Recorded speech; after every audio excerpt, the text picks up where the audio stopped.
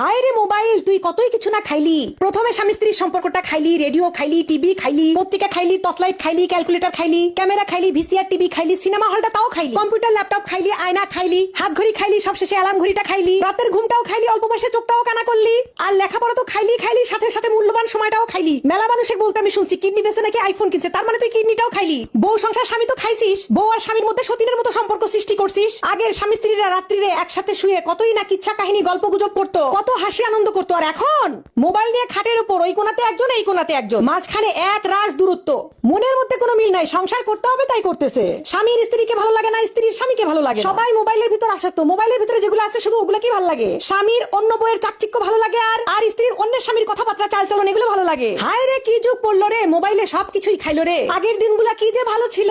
আগে স্বামী স্ত্রীর সম্পর্ক দেখলে বুক ভরে যেত। আমাদের নানি দাদিরা যে আছে তাদের ভালোবাসা দেখলে এখনো মনটা ভরে যায়। আর আমাদের মধ্যে খালি মারামারি, ফাটাফাটি, গন্ডগোল, খোসাখুসি, এগুলো ছাড়া আর কোনো কিছুই নাই। এর একমাত্র কারণই হচ্ছে ওই সর্বনাশা মোবাইল। ওই মোবাইলে এই সর্বনাশটা করলো।